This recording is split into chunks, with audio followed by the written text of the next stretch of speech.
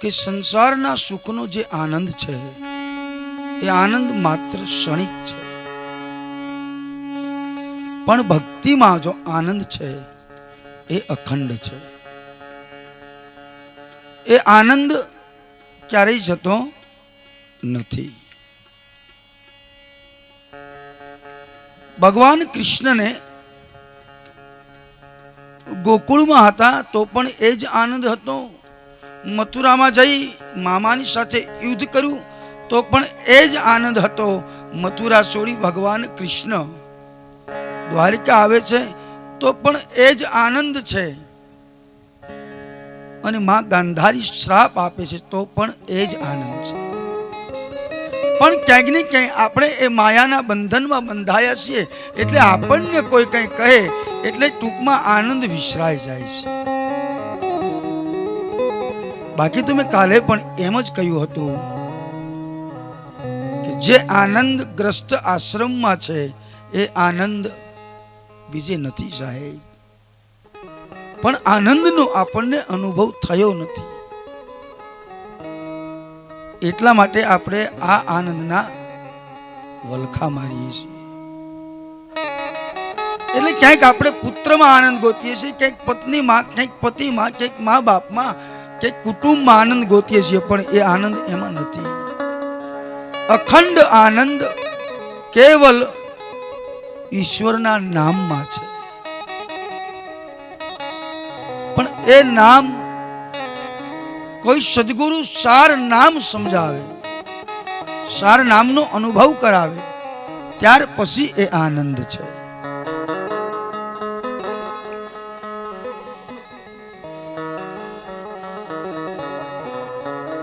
એક આનંદ જ્ઞાનમાં છે.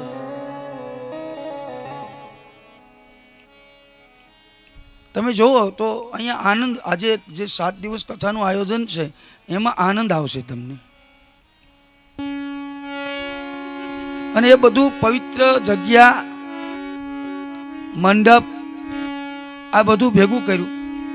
નહીતર આપણે 5 કલાક એક જગ્યાએ ઘરે નથી બેસી શકતા. એક જ જગ્યા ઉપર તમને એમ કે આ ઢોલિયા ઉપર 5 કલાક તમે બેસી રહ્યો તો આપણે 5 કલાક એક જગ્યાએ નથી બેસી શકતા. શું કામ? માયાની સાથે જોડાયા છીએ. તો આ કથા મંડપની અંદર આપણે આવી અને 3 કલાક કે 4 કલાક બેસીએ છીએ તો પરમાત્માના નામમાં એ આનંદ છે.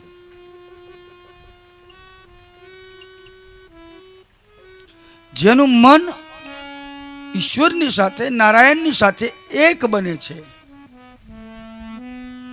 ત્યારે જ આપણું જીવન સફળ બને છે.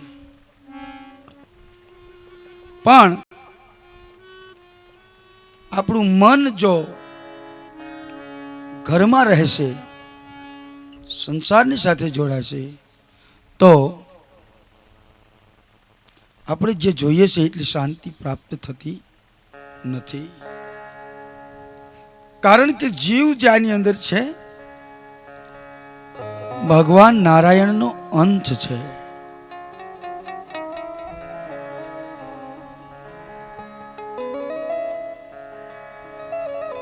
આ શરીરની અંદર જે જીવ છે એ તો ભગવાન નારાયણનો અંશ છે, અંશ. અને અંશમાંથી આ અંશો જુદી પડી છે. દરેકની ભીતરમાં રહેવા વાળો પુરુષ એક છે, ચાહે સ્ત્રી હોય તોય પણ ભલે અને પુરુષ હોય તો પણ ભલે. શાસ્ત્રમાં આને પામવા માટેના અનેક ઉપાયો બતાવ્યા છે. કર્મ માર્ગથી પણ બતાવ્યો છે, જ્ઞાન માર્ગથી પણ બતાવ્યો છે અને ભક્તિ માર્ગથી પણ બતાવ્યો છે. નારાયણના અંશને ઓળખવા માટે કર્મ માર્ગથી પણ તમે એને ઓળખી શકો છો. નહીતર તો આપણને કોઈક એમ પૂછે કે ભાઈ કર્મ મોટું હશે કે ભાગ્ય, તો પ્રશ્ન ગીતાજીની અંદર તો ભગવાન કૃષ્ણ એમ કહે છે કે દરેક જીવને કર્મ કરવો જ જોઈએ. પછી તમે ઘરે સુઈ રહ્યો પછી એમ કહો કે હવે કઈ ભેગું થતું નથી કારણ કે આપણે કર્મ કરતા નથી. એમ ભક્તિ માર્ગમાં પણ કર્મ કરવો જ જોઈએ. નિત્ય કર્મ છે આપણો. સવારે જાગવું, વહેલા પૂજા કરવી, 2 માળા કરવી, ભગવાનનું મંદિર સ્વચ્છ રાખવું, આપણું આ ઘર સ્વચ્છ રાખવું. તમે એક વસ્તુ સીધી અને ચટ એટલી સમજી લો કે તમે 50 રૂપિયાનું બકાલું લઈ આવ્યા હોય તો એને સારું રાખવા માટે તમે ફ્રીજમાં મૂકો છો કે નથી મૂકતા? બકાલું આપણા ઘરનું બગડી ન જાય એટલા માટે એને પણ આપણે ફ્રીજમાં મૂકીએ છીએ. 100 રૂપિયાનું દૂધ લાવ્યા હોય તો એ દૂધ બગડી ન જાય એટલે આપણે એને ફ્રીજમાં મૂકીએ છીએ સાહેબ. તો પરમાત્માએ બહુ જેની કિંમત આ જગતમાં કોઈ ન કરી શકે એવો મનુષ્ય જન્મ આપણને આપ્યો છે. આ ન બગડી જાય તો એને ક્યાં મૂકવો? બકાલું ન બગડે તો ફ્રીજમાં મુકાય, દૂધ ન બગડે તો ફ્રીજમાં મુકાય. અરે સારી સારી વસ્તુને તમે ઢાંકીને મૂકી શકો છો, પણ આ બધું તો ત્યાં સુધી છે કે જ્યાં સુધી આપણે છીએ સાહેબ. તો મનુષ્યનું મન ના બગડે, એનું ચિત્ત ના બગડે, એને અહંકાર નો આવે, ક્રોધ નો આવે, લોભ નો આવે, તો આને કઈ ફ્રીજમાં જઈને મૂકશું કે આપણું મન કાયમની માટે આનંદમાં રહે, આઠે પોર આનંદમાં રહે. એનો પહેલો માર્ગ છે કર્મ. મનને સુધારવા માટે કર્મ જરૂરી છે સાહેબ. પછી કર્મના પ્રકાર તો ઘણા છે, પણ મન કયા કર્મથી સુધરે છે?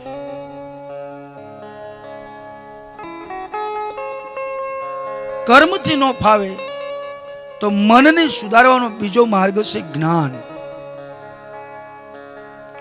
શું છે? જ્ઞાન.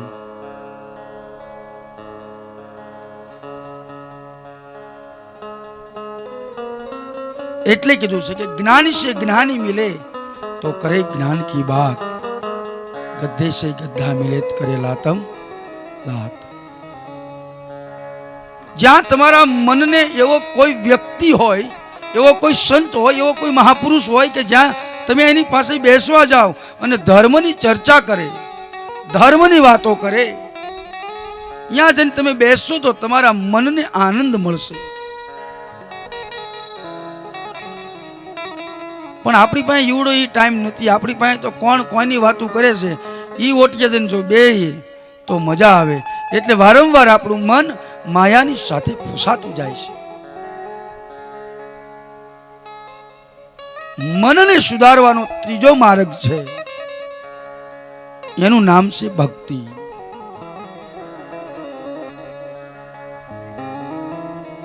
એનું નામ ભક્તિ છે. અને ભક્તિ એક રાણી છે.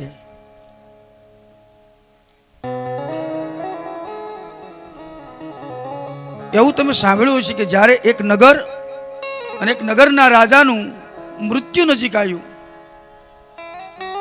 ત્યારે રાજાને 4 રાણી હતી. જ્યારે મૃત્યુ નજીક આવ્યું ત્યારે એ રાજાને 4 રાણી હતી અને એ રાજા ચારેય રાણીને બોલાવે છે. સૌથી પહેલા જે રાણીની સાથે લગ્ન થયા હતા એ રાણીને પૂછે છે કે મારું મૃત્યુ છે, મારું મૃત્યુ થયા પછી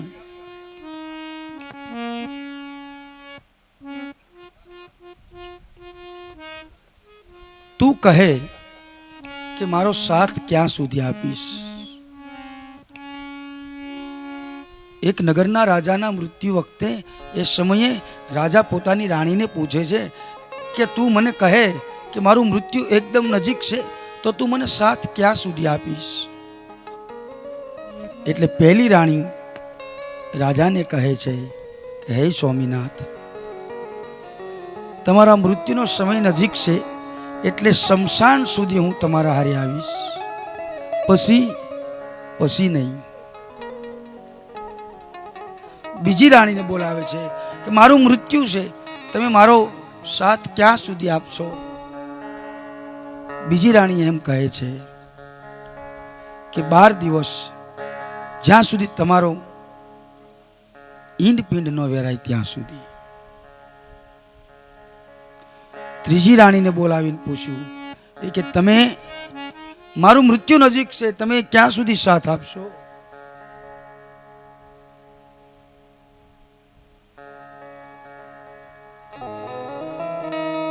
ત્રીજી રાણી કહે છે કે તમારું મૃત્યુ થાય એટલે તુરંત હું બીજા લગ્ન કરી લઈશ. ચોથી રાણીને બોલાવી, મારું મૃત્યુ છે, એકદમ નજીક છે, મારા મૃત્યુ પછી તમે ક્યાં સુધી સાથ આપશો? ચોથી રાણી કહે છે, સ્વામીનાથ, હા, જ્યાં સુધી તમે ના ન પાડો ને ત્યાં સુધી હું તમારી સાથે આવીશ. કયું નગર છે, કોણ રાજા છે ને કોણ આ ચાર રાણી છે, કોણ કોની હારે વાત કરે છે? તો એક શરીર છે, નગર છે, આખું એક નગર છે. આ નગરની અંદર એક રાજા રહેશે, જીવ રાજા, અને જીવ રાજાની ચાર રાણી છે. પહેલી રાણી કઈ છે? તો સંતોએ વાણી દ્વારા આપણને સમજાયું છે. શાને કરે છે એ વિલાપ કાયા રાણી. કાયા રાણી છે ને, પછી નર હોય તોય ભલે અને નારી હોય તોય ભલે, કાયા તો રાણી છે. શાને કરે છે એ વિલાપ કાયા રાણી, શાને કરે છે વિલાપ રે, તારે ને મારે હવે નહીં બને એ કાયા રાણી રે. જીવ રાજા કે છે, જીવ રાજા કેસે જી, સામે કરે છે વિલાપ કાયા રાણી, સાને કરે તું વિલાપ રે, તારે ને મારે હવે નહીં બને, તારે ને મારે હવે નહીં બને કાયા રાણી રે. એમ જીવ રાજા કેસે જી, ઓજી રે એમ જીવ રાજા કેસે. જીવ રાજા કાયા વિલાપ કરે છે અને જીવ રાજાને કહે છે કે હે જીવ રાજા, મેં તો તમને મારા માનીને તમારો સાથ આપ્યો, તો આજે તમે મને એકલી મૂકીને વયા જશો? તમે વિચાર કરો કે એક આપણે ઘર બનાવ્યું હોય તો એ ઘરની અંદર જો બળજબરી પૂર્વક આપણું ઘર કોઈ ખાલી કરાવે તો પણ આપણને દુઃખ થાય છે. તો આની અંદર જીવને રહેવાનું આ કાયા ઘર છે, પણ કાયા રાણી છે. એટલે પહેલી રાણી એમ કહે છે કે હું તમારો સાથ શમશાન સુધી આપીશ, એથી આગળ નહીં. તો આ કાયાને શમશાન લઈ જવામાં આવે.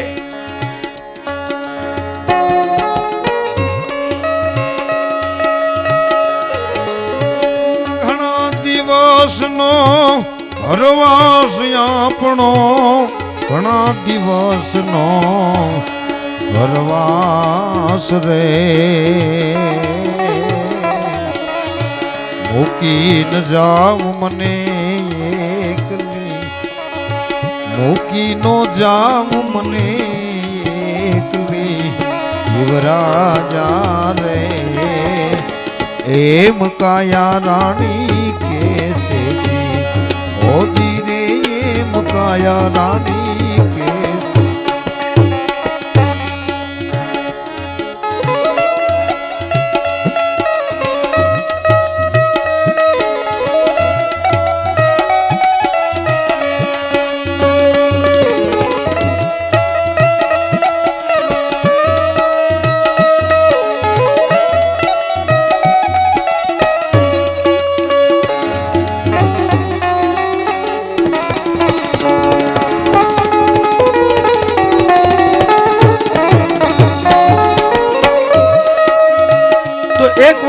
નક્કી છે કે આપણા બધાયના પહેલા લગ્ન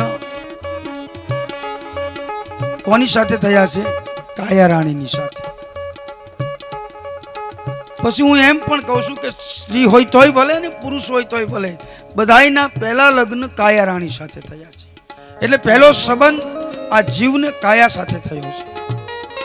પણ અહીંયા એમ કહે છે કે શાને કરે છે વિલાપ, હે કાયા રાણી શાને કરે છે વિલાપ, તારે ને મારે હવે નહીં બને. કારણ કે એક દી આ કોળિયું આપણે ખાલી કરવાનું છે. તો કાયા જીવને પોકાર કરે છે કે ઘણા દિવસનો ઘરવાસ, આપણો ઘણા દિવસનો ઘરવાસ. તમે વિચાર કરો કે જે હારે આવ્યું છે એ નથી રહ્યું, તો અહીંયા તો આપણે આવીને પછી લગ્ન કર્યા છે. તો પહેલી રાણી છે કાયા રાણી. બીજી રાણી છે,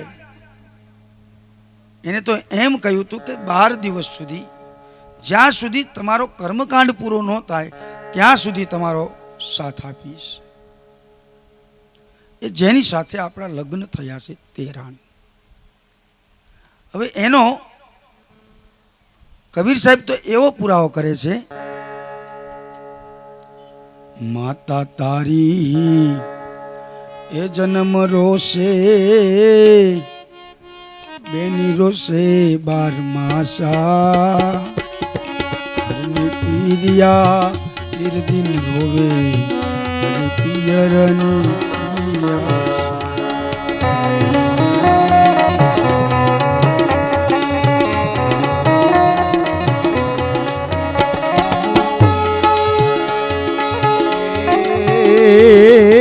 खाक में खपी जाना रे बंदे, माटी से मिल जाना जी, थोड़ा करो अभिमान एक दी पवन से उड़ जाना. हाउ सरल છે આ વાણી, આપણને સમજાય ને તો સરળ છે. ખાક में खपी जाना बंदा, माटी से मिल जाना, માટી માટીમાં મળી જવાની છે. પણ થોડા કર અભિમાન એક દી, આમાંથી પવન ઉડી જવાનો. કારણ કે આ મૂળ આખું પવનથી આ યંત્ર ચાલે છે ને. આમાં એક પવન બંધ થઈ જાય તો આ યંત્ર આખું બંધ થઈ જાય ને. તો અભિમાન ન કરીશ, પવનને ચલાવનારને તું ઓળખ કે આની અંદર પવન ચલાવે છે કોણ. હાવ ચોખ્ખી વાત છે. સંતોએ તો આમ જાહેર મૂકેલું છે, પણ આપણને સંતવાણી ન સમજાય તો એમાં સંતોનો કોઈ વાંક નથી. મૂળ આખું આ યંત્ર પવનથી ચાલે છે સાહેબ.